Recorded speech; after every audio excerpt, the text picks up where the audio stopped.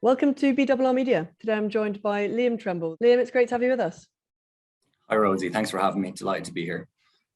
Now, Liam, can you tell me more about the drug discovery program at Poolbeg Pharma?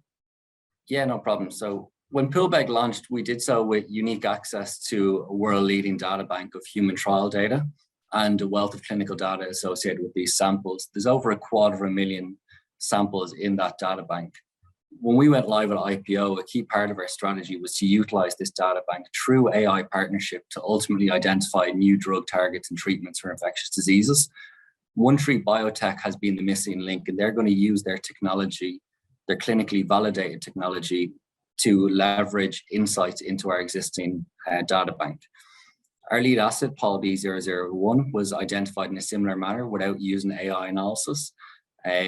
We did so through traditional bioinformatic analysis that didn't involve AI, and that's now going to human challenge trials this summer. We hope to be able to repeat the process, but identify more drugs quicker through the help of OneThree Biotech. And Liam, what impact do you believe AI could have in drug discovery for Poolbeg? It's going to have a big impact for us.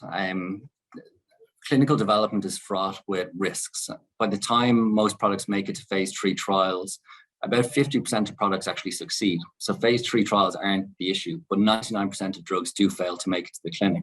And the big stumbling block is always around phase 2 trials.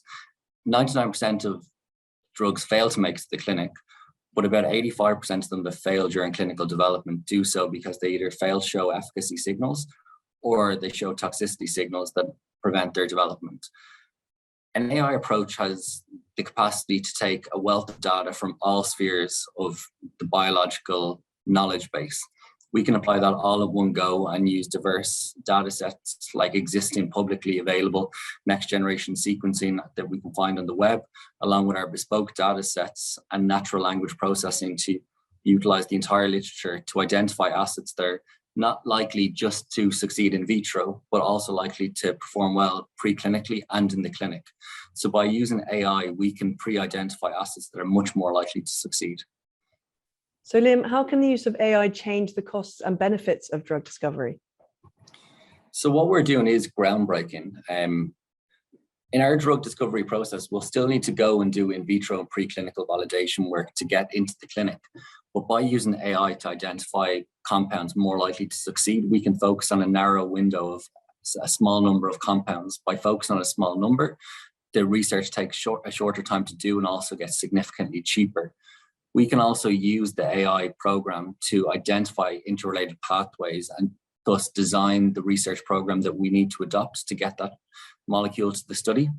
Our drug discovery program is also dependent on the input to it. So while AI can produce novel outputs that are fantastic and have already shown to cut development time and cut costs in pharma development, what you put in impacts what you get out. Because our data doesn't need to use unmatched data because we have the baseline and the whole course of sickness, we're going to see unique insights that no one's previously seen. Well, Liam, great to speak to you. Thanks for the update today and hopefully catch up again soon. Thanks, Rosie.